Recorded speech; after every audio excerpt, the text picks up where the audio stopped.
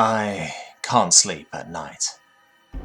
It began after the Earthlings appeared on the galactic stage. I was one of the many individuals who began to research them, some as a job, others out of curiosity. While the human beings were certainly unique in physiology, agility, and culture, so was every other species. Nothing about them at first glance made them stand out from the galactic crowd. In fact, in a general sense, the species of the galaxy were all very similar. After all, we all had to conquer our home planets and develop the ability for space travel on our own. I suppose if anything did, it wasn't any one attribute, but the combinations. They not only had a wide variety of coloration, they also had a wide variety of size and body type. In fact, if anything, that was what made Earthlings stand out. They had variety. Not only physically, but culturally. It wasn't completely unheard of for a species to have more than one language, but these were almost always glorified dialects and or remnants of pre-artificial language, if that species used one. The humans had 24 families of spoken language. Granted, they did have a single lingua francas, but still, all these differences, and I have listed only two of many, lead straight into what may be the most interesting thing about humans. Their propensity for violent conflict. Let me rephrase that. It's not that there weren't other violent species out there. In fact, many, if not most of the spacefaring races were apex predators on their home planets. Its humans had a habit of infighting. Nobody could believe how often and how ruthlessly humans would fight with themselves. When one of my contemporaries asked them directly, they responded with some human philosopher. Most of it basically boiled down to the concept of the other. It was almost insulting, as if we had no idea what war was. As if one species had never set out to destroy another of incompatibility. Maybe I misspoke earlier. It isn't even as if no other species has gone to war with its own race. It was the major reasoning why maintaining close relationships with colonies was so important to many species.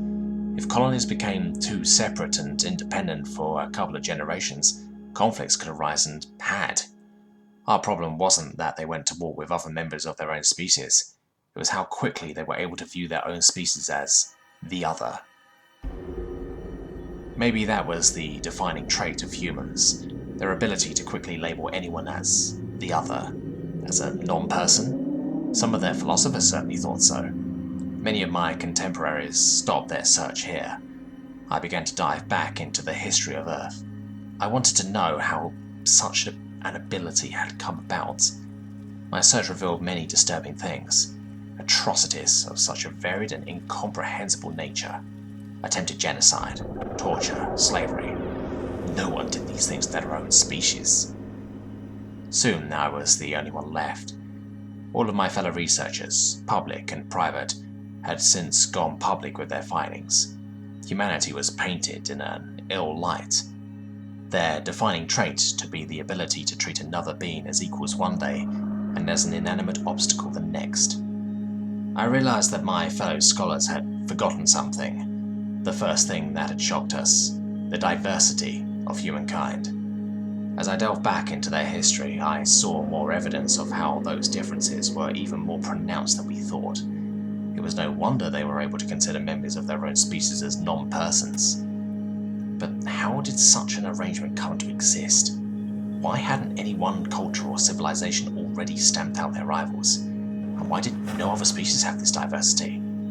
I eventually came upon prehistory.